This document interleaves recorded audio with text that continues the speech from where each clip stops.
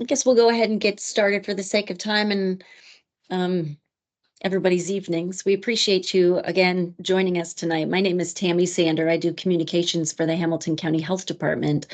And tonight I'm joined by a pair of experts in children's mental health. Um, we'll meet both of them, one from the Hamilton County Health Department, the other from Aspire Indiana Health.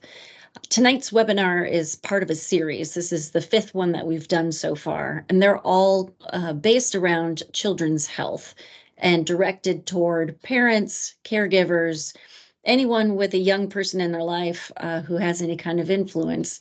So some of the topics that we will be covering in here in the coming months have to do with lead testing, CPR for children specifically, and how that's different than adults, teen dating violence, as well as talking to your kids about vaping. We will have a complete list of those webinars at the end of this webinar so you can see dates, and we'll show you how to get registered if you're interested in participating in any of those upcoming webinars. I want to start by introducing our panel for the evening. See if we can get the computer to participate with us. Jim Gender is a health education specialist at the Hamilton County Health Department. Chances are if your kids go to school in Hamilton County, they know Jim because he works in each and every school in Hamilton County, teaching all sorts of health-related topics to kids K through 12. And then also he's out and about in the community where he teaches people and trains them in things like stop the bleed, CPR, first aid, and QPR, which if you've not heard about that before tonight, you are going to hear about it this evening. It is a suicide prevention method that we'll actually talk about later in this presentation. And then Vivian Hinders is also joining us from Aspire Health Indiana. She's a clinical social worker and manages the youth and family team in nearby Madison County. She's worked with youth in residential and both residential and community settings and has a background in working with youth in trauma. Tonight, we're going to cover a host of topics, specifically what is mental health? What are some of the signs and symptoms that you should be looking at in your own children, and as well as the most commonly diagnosed childhood disorders. We're going to offer up some skills for combating stress in children, and we're going to talk about the very difficult topic of suicide, more specifically how you as parents and trusted adults can actually prevent a child or a teen from following through on suicidal ideations. I'm going to toss it though first to Vivian. Let's start with the obvious question, Vivian. What is mental health? How do we know if our child needs help? Yeah, thank you, Tammy. So that is an excellent question. Mental health includes our emotional, psychological, and social well-being. It's something that can impact us in many ways. It affects how we think, how we feel, and how we act. How we handle stress day to day in situations that cause stress. Mental health is also how we relate to others, how we communicate with them. When our mental health isn't great, we're probably not communicating great with others. And it also impacts how we make choices, and especially for our children, how they make choices. When we're in that, when our mental health is struggling, the brain is generally not working to the level it should be. So that's why our choice making, our decision making is impacted. It is not so what mental health is not, it's not a choice, it's not a weakness, and it's not a character flaw. There's a lot of stigma surrounding mental health and a lot of misconceptions out there. So it's important to understand what it's not, because the best we can do to support youth is to understand what it is. So going through different developmental stages to talk about kind of characteristics of healthy mental health and characteristics of unhealthy mental health. So starting off, we're going to look at ages 0 to 5. So characteristics of healthy mental health for 0 to 5, as you can see, they attach to their primary caregiver. This is a very important time to have that bond formed, acquiring language, engaging in parallel play, becoming more independent, and crying when they don't get their way. We want to start seeing some of those emotions starting to develop, those bonds, those relationships. Characteristics of unhealthy mental health is, of course, kind of the opposite here: difficulty playing with others, intense difficulty with separation or not bonding, or seeking comfort from their primary caregivers. Potty training after 3 years old. Um, can be a sign of some concern, inconsolable crying or sadness. So, of course, 0 to 5, they cry. They're working through those emotions. This is kind of where it's getting to an extreme point. Explosive and prolonged tantrums. Again, we know 2 and 3 year olds have tantrums. That is part of normal development. Again, it's where it crosses over into far too often. So for ages 6 to 11, characteristics of healthy mental health would be engaging in school activities, develop a sense of self. So this is really where kiddos are starting to get some independence. They're at that school age. They're starting to explore, kind of slightly start to move away from caregiver. Interested in rules and justice, starting to learn what's right and what's wrong, developing friendships, and learning to cope with challenges. Of course, the opposite here is inability to focus or control impulses, difficulty in making and keeping friends. So if we have kiddos at this age who really don't have any friends, aren't having any social interactions, that's a concern. Obsessive thoughts and behaviors. So if a kiddo is really obsessive or focusing on something, that's another kind of red flag concern. Kiddos at this age, if they're breaking rules with no remorse, another concern, and refusal or inability to attend school. So if you have a kiddo at this age who's just refusing to go, you're having trouble getting them on the school bus or out the car, that's a time when to maybe start looking at what's going on. For ages 12 to 17, that transitional age, healthy mental health here is independent and self-focused. So they're really developing those independent skills. Develops personal interests. They're starting to kind of become their own person. Friends begin to take place of family, which is a good thing. We want our kiddos connected and surrounded by all the natural supports they can have. Increased self-consciousness. Again, this might sound not so great, but it is a good thing. And then once stay up late and sleep in. Characteristics of unhealthy mental health is self-harming behavior, which we will definitely go into more depth later on. Extreme lack of personal care. So yes, we're going to have teenagers who maybe don't shower every now and then, but if we have a kiddo who's not showering daily, who's not taking care of their hygiene, wearing the same clothes every day, that's a cause for concern. Intense worries and fears. Refusal to go to school. Again, this is a concern at any age. Or bullying. This is a big thing at this age as well. Eating or sleeping too little or too much.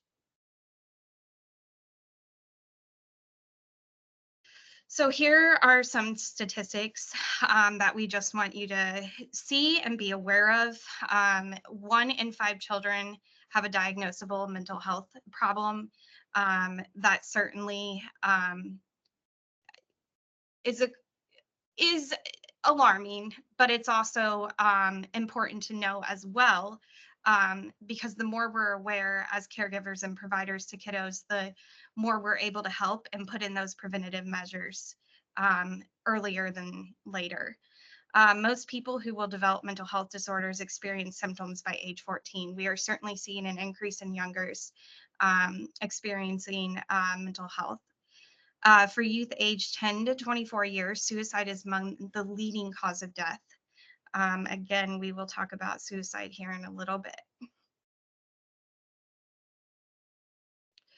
So some causes for mental health disorders is family history definitely plays a part of it. So knowing your own, the child's family history, what type of possible mental health disorders there are with even going back to maternal and paternal grandparents is important. We know there's a genetic component to mental health. Chemical imbalance, that is another possible cause for mental health disorder. We know that serotonin levels play an impact in especially with depression and anxiety. And something interesting to note, actually, 90% of our serotonin is made in our gut and only 10% in our brain. And so it's important when talking and looking at chemical imbalance, it's important to also be thinking about just what we're feeding ourselves and our kids, and if our kids are getting all the food that they need throughout the day. Alcohol and drug use definitely play an impact. We are certainly seeing a lot of this. A kiddo gets in, uses a substance, engages in alcohol, and it leads down a path. It's an unhealthy coping skill. And then another cause is traumatic event. There are many different types of traumatic event we'll talk about here in a minute. Common childhood mental disorders. These are some of the most common mental health disorders that we see in children. Anxiety and depression are definitely one of the most common ones. We also see oppositional defiant disorder, conduct disorder, attention deficit hyperactivity disorder, or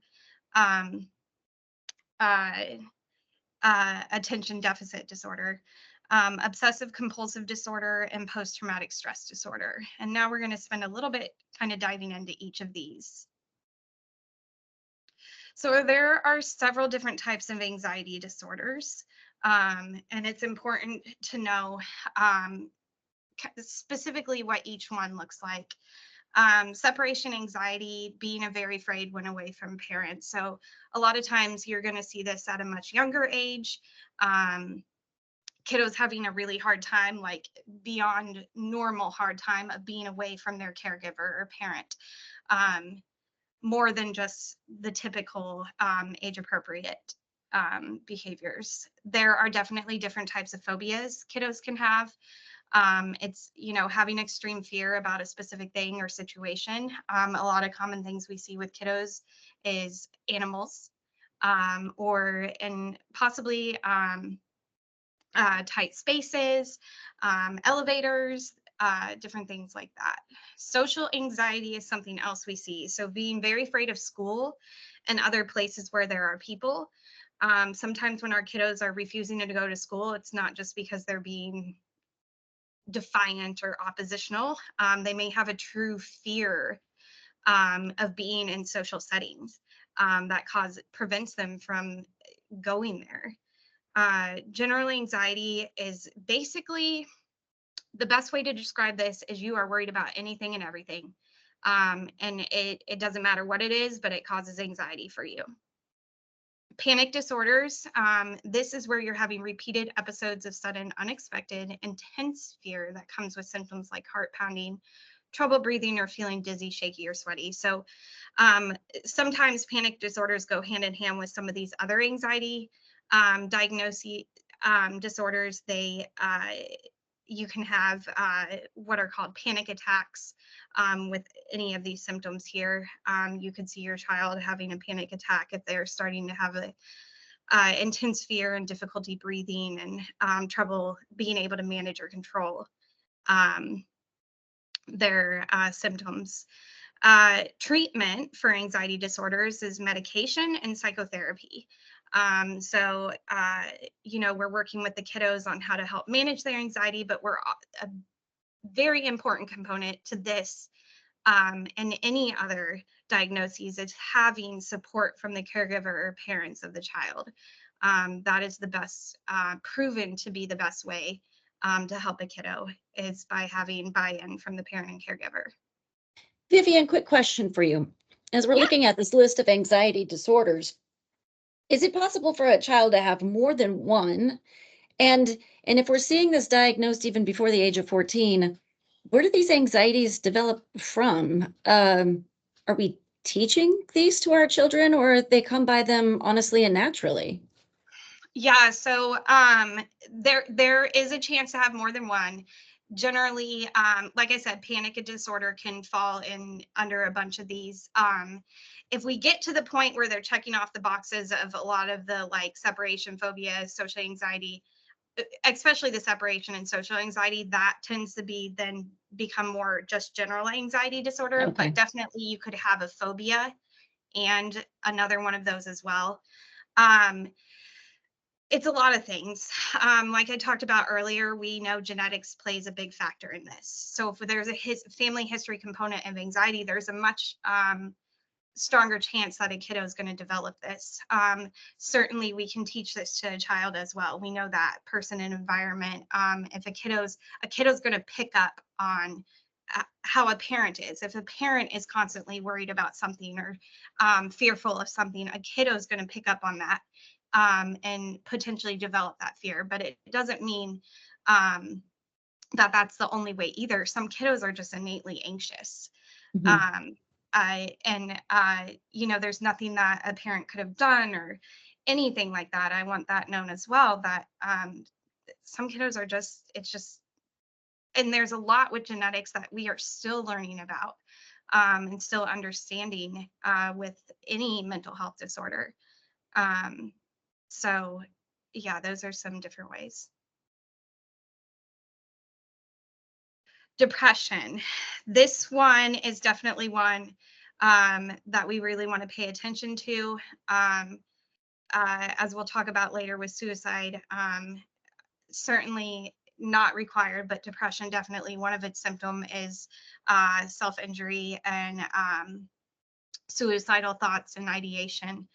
Uh, you're going to see your kiddo, and the thing with depression is it can present in different ways with kids. Um, it's not always what everybody views as the sad, isolating, um, crying all the time. Sometimes it could be a kiddo angry at everything, Mm. anything and everything. Um, and that can be depression as well. Um, you do see, and even with kiddos who are angry, you're going to see a lot of times these kiddos aren't wanting to do anything. They're not enjoying the things they maybe used to enjoy. They're not spending time with people that they used to spend time with. They're isolating themselves, or they're lashing out at someone. um, you're going to see a change in sleep patterns. So maybe your kiddo is sleeping a lot more, or they're sleeping a lot less. um, Change in energy as well. They could either be tired and sluggish or restless a lot of the time, Mm. and have a lot of this pent up energy. Um, there's a lot of difficulty with paying attention, and I didn't mention that with anxiety either, but that is something with anxiety as well. There's a difficulty to pay attention. That brain is just constantly moving and having trouble slowing down. Or opposite with depression, it's so sluggish and so slow, they're having trouble catching up with what's even happening. Um, you're going to hear a lot of negative self-talk in kiddos with depression. Um, a lot of kiddos feeling like they can't do anything right, that they uh, uh, are worthless, that they're not worthy, are some words that you may hear. A lot of guilt can be shown as well. Again, this is a diagnosis that certainly definitely has a genetic component. A history of depression certainly can play into this in caregivers. Also, the environment certainly can play into this, and depression can be caused by triggering events as well. We'll talk about post-traumatic stress disorder in a bit, but depression also can be a result of traumatic events and difficult times. I was going to ask kind of the same piggyback question there, where you could see maybe you might have multiple anxiety disorders, but could maybe an undiagnosed anxiety disorder then lead a kiddo down the road to depression. Absolutely, potentially, yes. And a lot of times we see depression and anxiety together. So Mhm. both of those a kiddo meeting criteria for both diagnoses. Um, we also see where maybe anxiety left untreated or in any kid, there's going to be times maybe a death in a family occurred and a kiddo's feeling really sad about it. That's normal. um, if it's not, if that um, triggering event is not handled in a healthy way, then it can develop into depression. So a few others are oppositional defiant disorder and conduct disorder. These two are really the kiddo who, with ODD, it's you're going to see your kiddo often angry, losing a temper more so than normal, arguing with authority figures, teachers, caregivers, bus driver, whoever, doesn't matter who it is, resentful or spiteful, um, deliberately annoying to others or becoming annoyed with others, blaming other people um, uh, for their own mistakes or misbehavior, conduct disorder. This really, so oppositional disorder is kind of the start into conduct disorder if left untreated. Conduct disorder is where it becomes a bit more serious. They're breaking serious rules. And I don't just mean by like maybe breaking a household rule or breaking maybe a rule at school. I mean serious rules as in like criminal rules. Um, Running away, staying out at night when told not to, or skipping school, or um, theft, um, uh, being aggressive in a way that causes harm. So they're getting in physical fights where the other person is physically injured from it, or being cruel to animals. If you start noticing cruelty to animals, that certainly is a cause for concern. These kiddos lie, steal, damage other people's property on purpose. With these two disorders, it's important to get um, treatment early on with them. Um, Medication management generally and psychotherapy are important.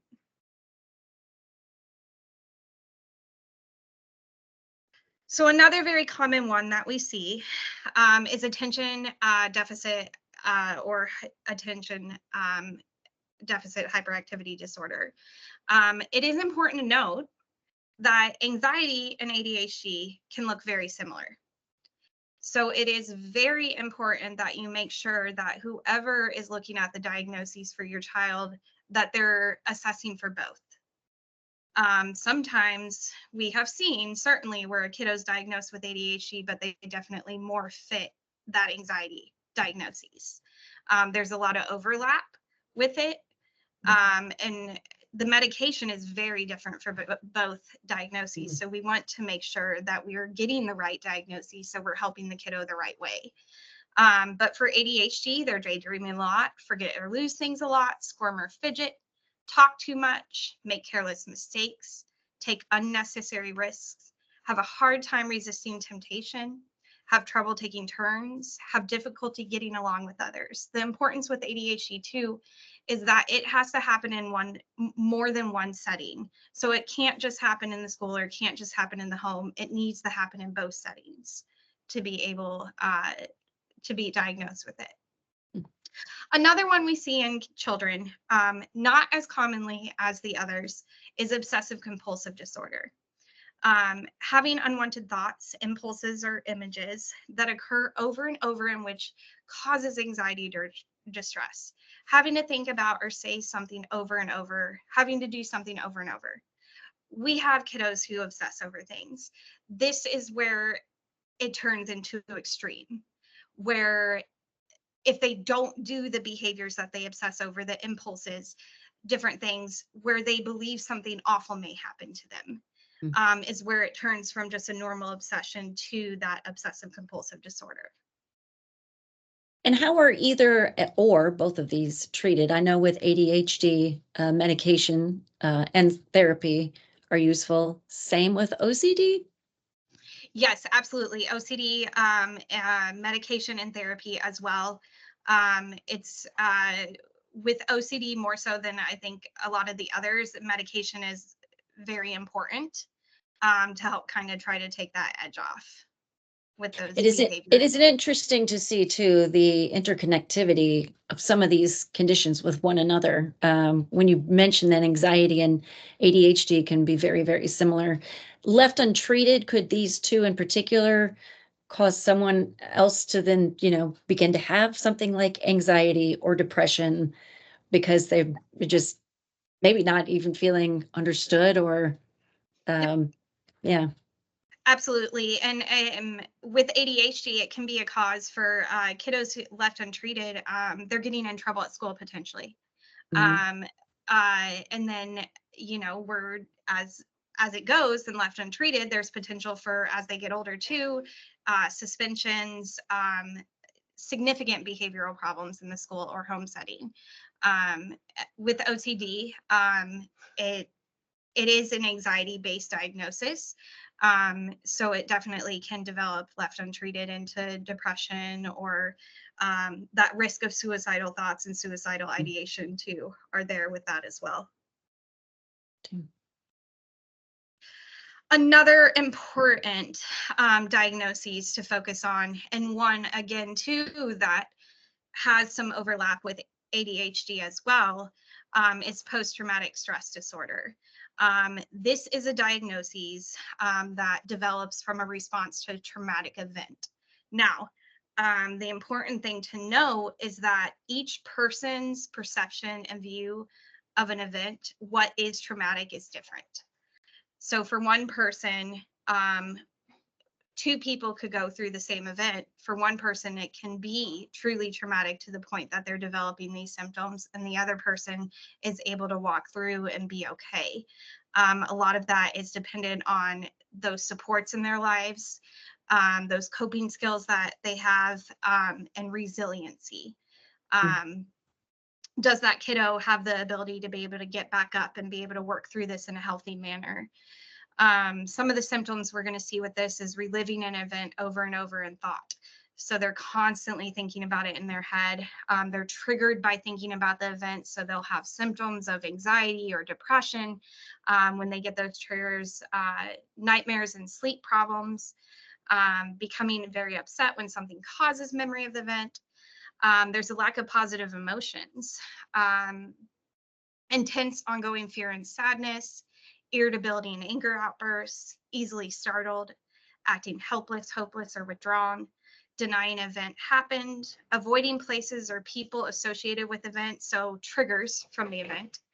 And as I'm sure you all can see at this point, there's a lot of common symptoms throughout a lot of these diagnoses. And so that's why it's so, so important to get a mental health professional who can thoroughly assess your kiddo and determine the appropriate diagnoses for them if they have a diagnosis.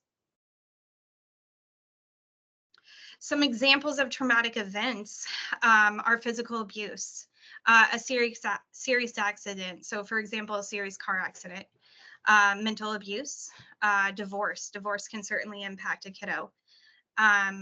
No matter how hard the parents or caregivers try to make it as amicable as possible. Sexual abuse, floods, tornadoes. There's certainly a risk for tornadoes here in Indiana. Violence of any kind, community violence, home violence. COVID. COVID definitely played an impact on our kiddos. We are seeing the results of that at this point, especially in our younger kiddos.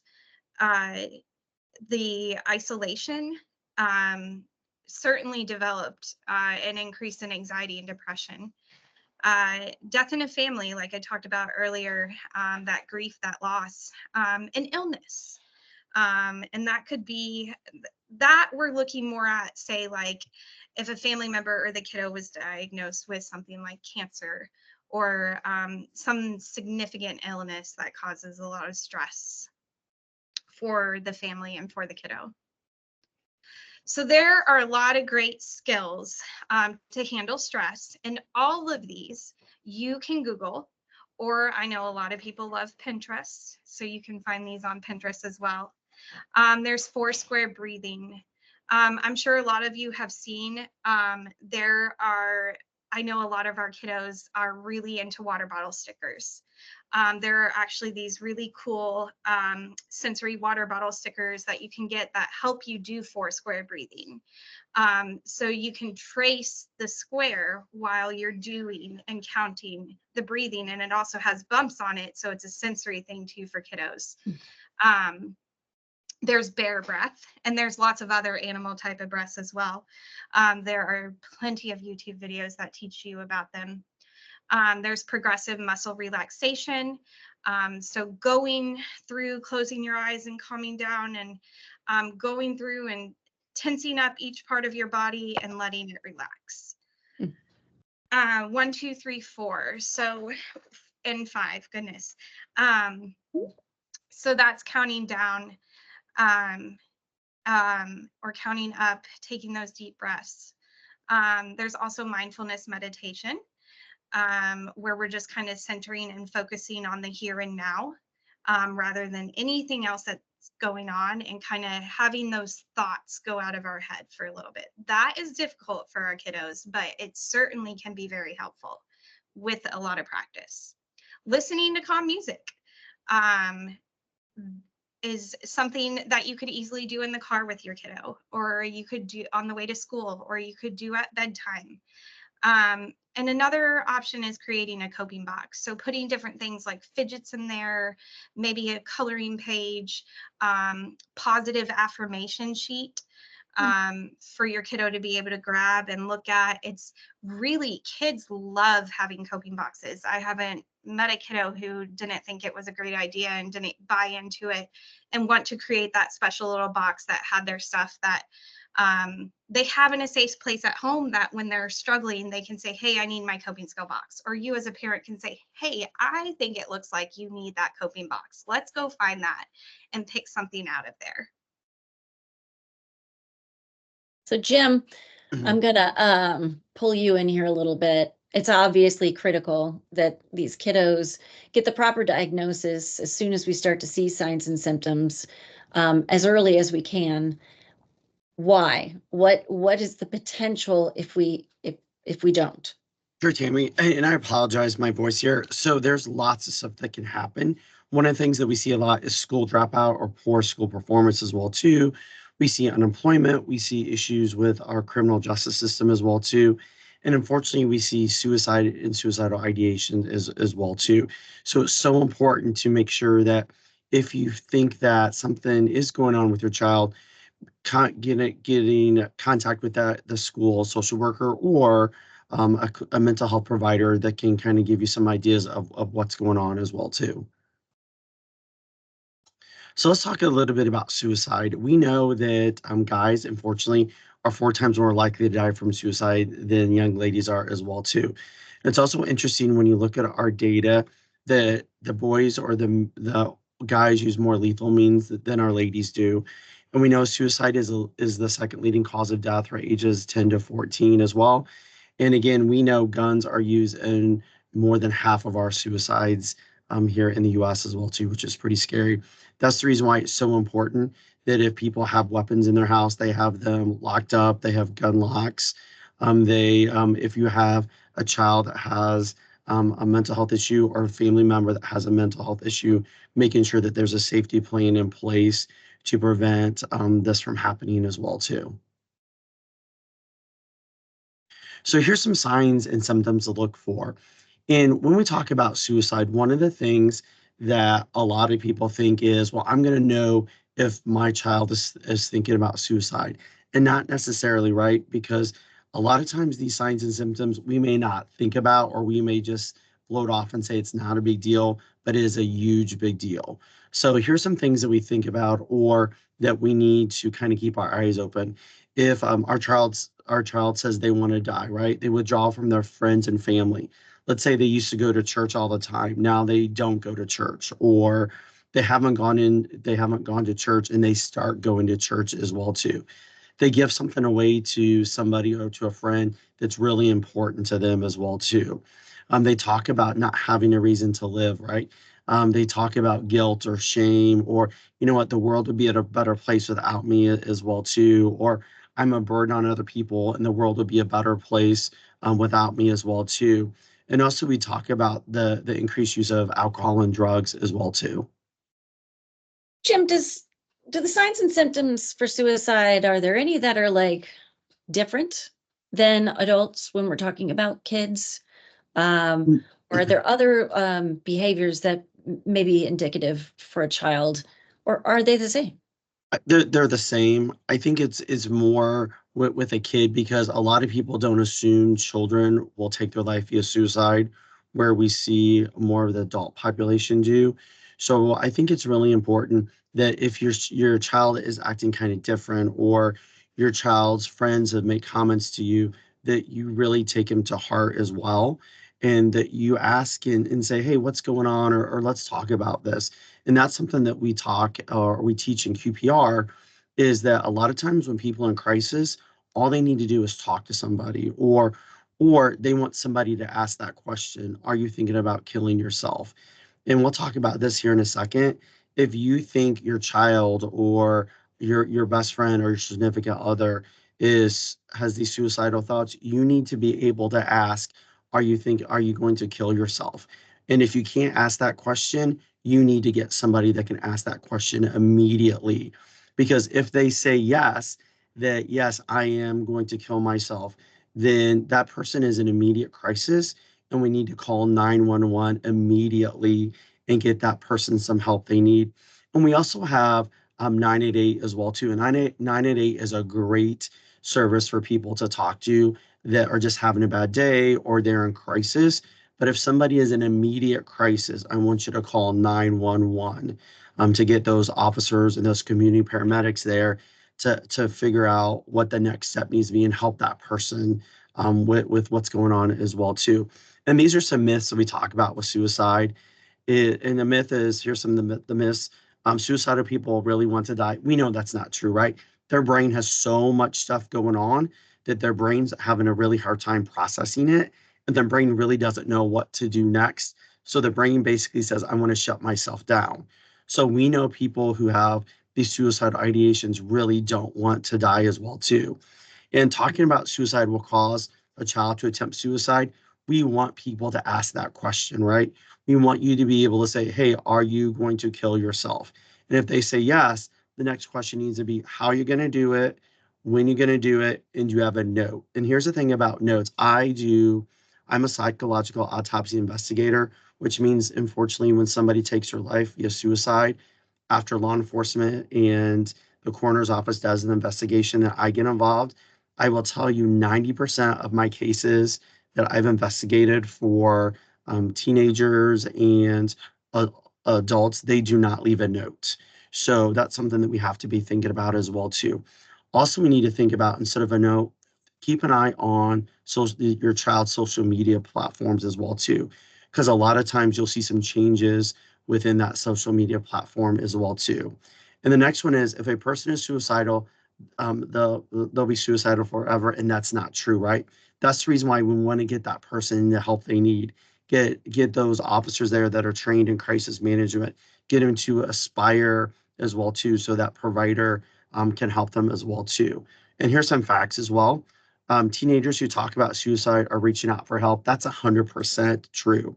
So if your teenager is talking about suicide, you need to stop what you're doing and you need to put 100% of your focus on that child, because if they're saying something to you, they're really thinking about taking their life, and we need to intervene immediately as immediately to prevent them from taking their life as well too. As we talked about, is it okay to ask your child if they're thinking about suicide? We have to ask that question. And we'll talk about QPR here in just a second. That's kind of the main thing with QPR, is you got to be able to ask that question. And if you can't, you need to get somebody that can ask that question as well too.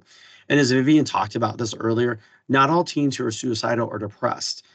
Again, we talk about that their brain has so much stuff going on that their brain has a really hard time processing it.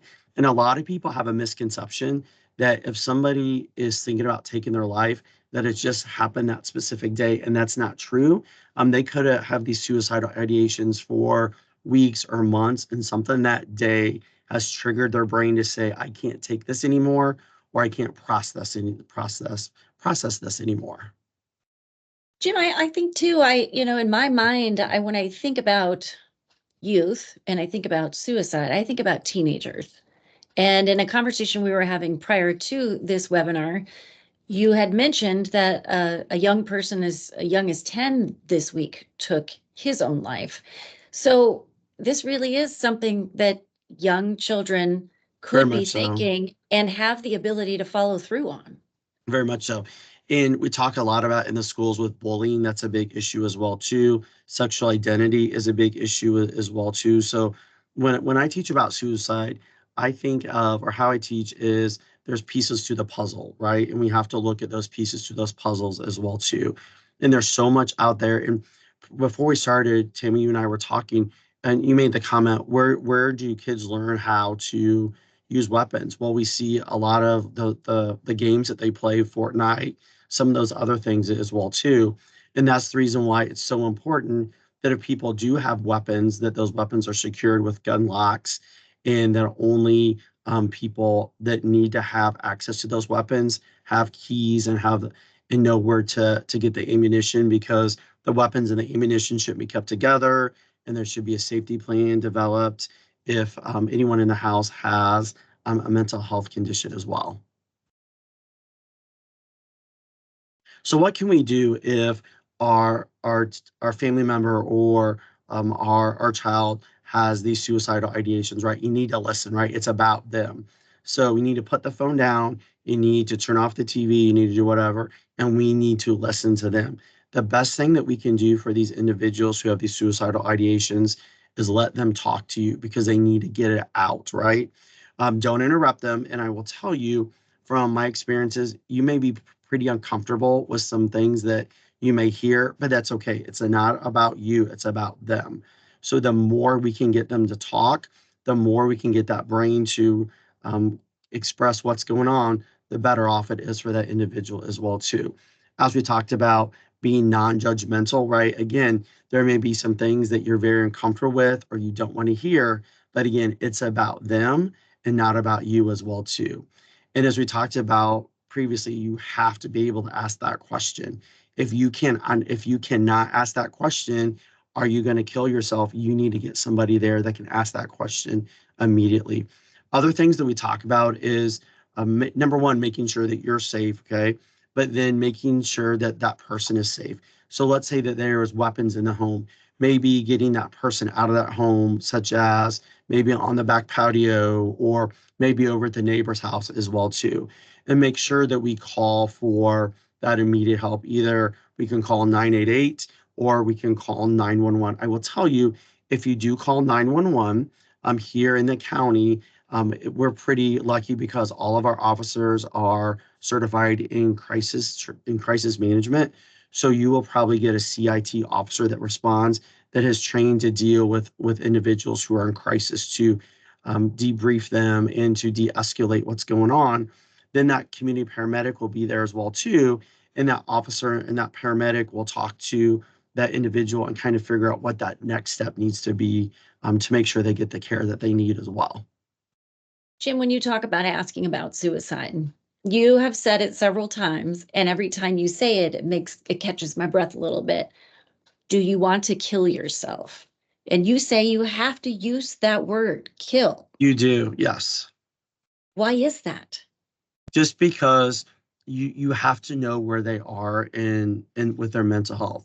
Like, here's the thing: if I have a teenager who says, "Oh yeah, I'm going to kill myself, but I'm just joking," no, that's not a joke. If you can tell me, if you say yes that you're going to kill yourself, I know that you're going to do it and you're thinking about doing it, and I need to get you the help that you need to figure out what's going on and what we can do to help you and make you better as well too. And if we ask it in a gentler way, You can't ask it, you just got to ask it flat out. You can't sugarcoat it. You got to ask that question. And again, if you're uncomfortable doing it, you need to have somebody that's not uncomfortable doing it as well too, Right. Yeah. And here's some, and it's really important when we talk about these conversations, right? Let that person talk. We have to get that person to talk, right? We also need to think about, has that child been acting a little bit different as maybe of 2 or 3 days that we've noticed that something's going on as well too. Maybe they've came home and they've gone into the room and that's not like them, or maybe they used to hang out with some of their friends and they're not doing that as well too, right? One of the things, the worst thing you can tell somebody who's in crisis is to calm down, because you just basically shut everything off with them, right? So never tell anybody in crisis to calm down. You need to let them talk it out as well too, right? And I think it's very appropriate to say everything's going to be okay. We're going to get through this together. And something that is really important to me is when people are in crisis, a lot of times that person in crisis feels that, let's say I need to be transported to the hospital, that when I come out of the hospital, I'm not going to be loved or cared for anymore because now I'm different. We need to let that person know that we're going to be there for them. We're not, it doesn't change anything, that we're going to love them and care about them, and we're still going to be their parents or their friends or whatever. And I think that's just so important that we support this individual. They're going through a rough time already, and we just need to let them know that we're not going to dump them. We're going to be there for them and be their cheerleader as well too. So here's the National Suicide Prevention Hotline. It's 988. And what's great about 988 is if you have someone, a family member who's a veteran, you can also, if you call 988 and hit #1, it goes to the line for the veterans. So which is pretty cool. We also have some numbers coming up with suicide hotline numbers for transgender kids as well too. Also the LGBT community as well. And everybody has a misconception about 988 that you have to be suicidal to call 988, and that's not true. Let's say you're just having a really bad day and you need somebody to talk to, you can call 988 as well too. And what's great about 988 is, let's say that Tammy calls and she's in crisis and she has these significant suicidal ideations.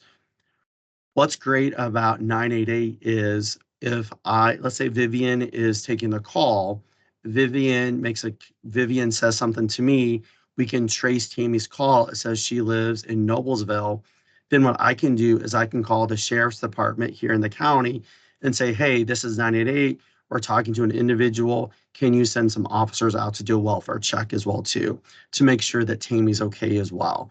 So we do have that. The one thing that's bad about 988 is, if let's say your area code is 812, but you live here in Noblesville, what will happen is that 812 will be transferred to that 812 area code. So there could be a delay if there needs to be a welfare check done. So that's the reason why I'm a big fan of, I work a lot with the sheriff's department, is that if you think that person is in immediate crisis, go ahead and call 911 as well too. And again, here's some great resources where we can get help. Vivian or my friends at Aspire, who are clinical social workers as well too. I work a lot with the schools, as Tammy talked about. Every school in the county has at-risk coordinators. They're a great bunch of individuals as well too. Our teachers and our daycare providers, and Vivian made a great point, especially with our little ones, the daycare providers may be the first people to know that, hey, something's going on with your child, your 2 or 3-year-old, because they're with them a lot as well too. And we do a lot of stuff here at the health department with Head Start, and they have some behavior therapists there as well too. They can start some therapy as well too with the little ones while they're still in that preschool as well too. We also talk about making sure that we let our healthcare providers know that, hey, I'm a parent and I'm really concerned that something may be going on with my child as well too. And a lot of our healthcare providers then will refer your child to a social worker, a therapist, or whoever that person needs to be as well too.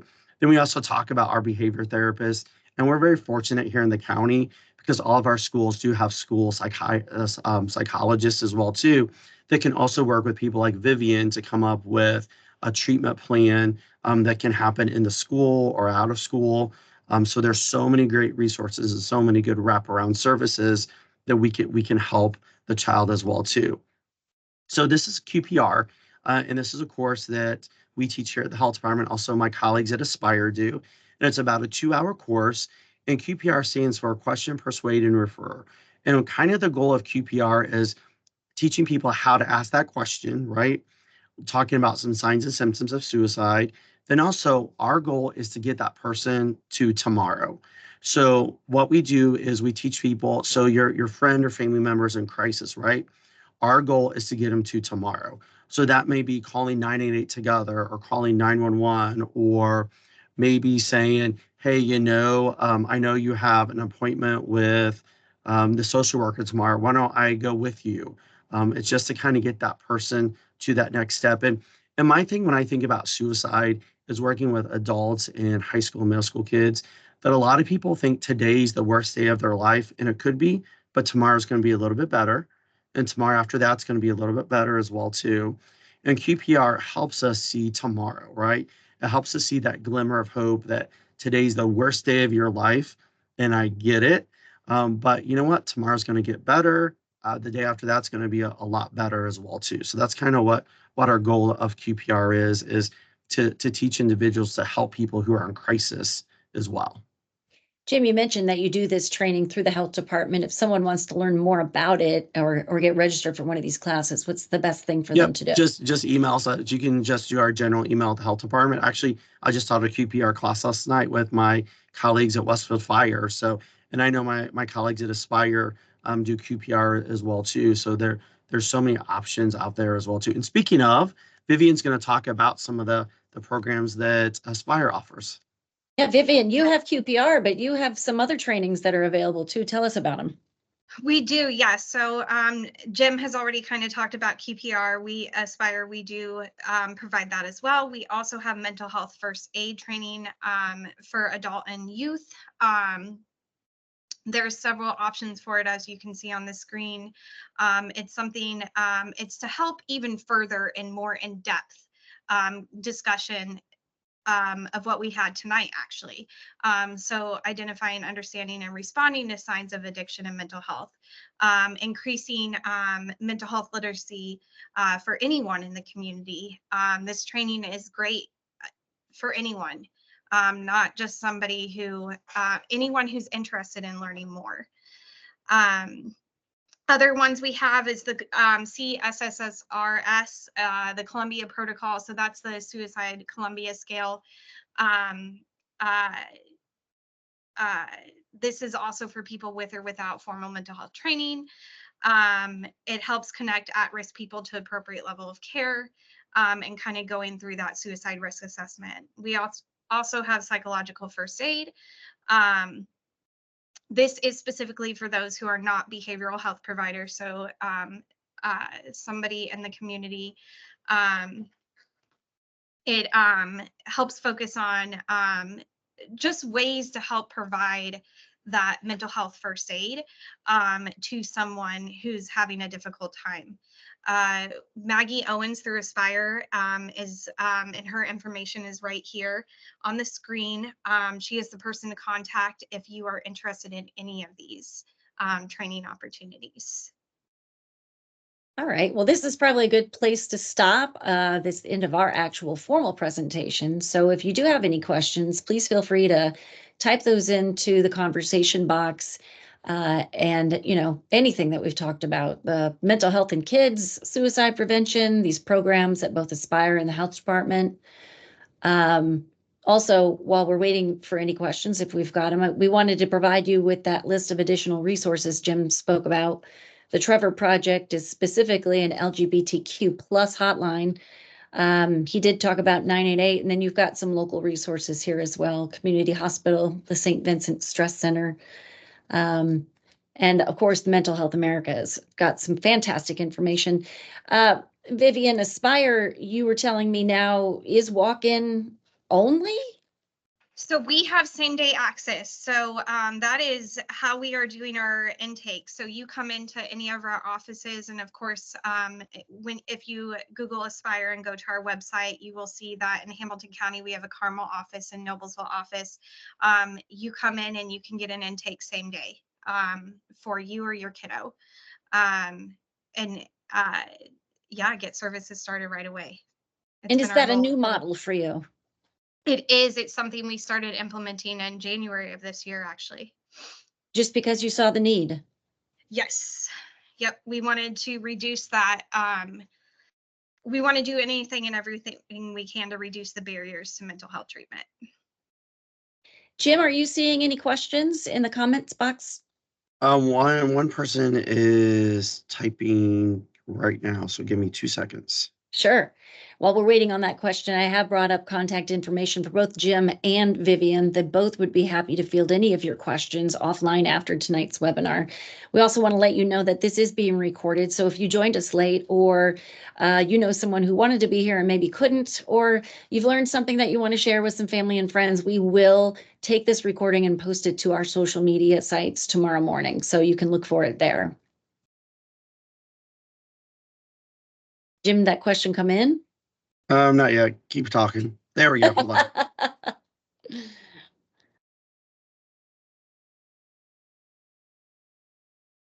So Lisa says, thank you for providing this. I tutor students who are struggling, readers, dyslexia, may have ADHD or anxiety. Yep. Lisa, what's interesting is I was diagnosed with dyslexia when I was in 2nd grade. So I feel for them 100%. And there's one more. Okay. Well, as They're we're typing waiting for right now. that, I will bring up this list of upcoming webinars that we've got. The first week of June actually is CPR and AED Awareness Week. So we're going to be talking about how to best administer CPR specifically to children and infants because, and Jim teaches this, it is very, very different.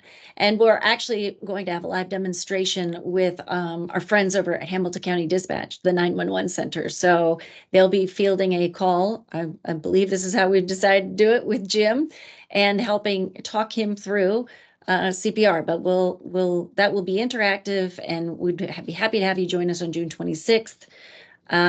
We also have, of course, back to school immunizations in July, backpack safety in August. And then we have, again, teen dating violence in September, HPV awareness and vaccines in general in October, a vaping webinar in November, and lead testing in December. And this is the website you can go to register for any or all of these webinars. You're just going to log into that website. You're going to click on the health education button and then the children's webinar tab, and that will get you signed up for those. Did that question come through, Jim? Still typing. We won't judge you for grammar or spelling, so feel free to type those in. I'll bring back Jim and Vivian's contact information. Again, both happy to field any of your questions. Can't thank you all enough for being here tonight, being willing to listen and learn. And as I mentioned, we will provide a link to this recording on our social media sites in the morning. Are they just teasing us, Jim? Well, Jennifer just said, I have 3 special needs kids and these things helped out a lot. And one more person is typing something. Yeah, Vivian, I hear, dyslexia, ADHD. A diagnosis like this can, I would imagine, make a kiddo just feel different and may lead to other issues like anxiety or depression. Is that the case? Do we see that?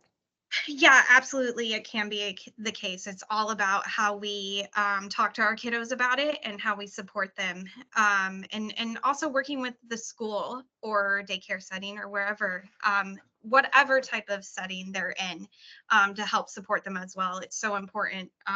The more we can work together, the better for the kiddos.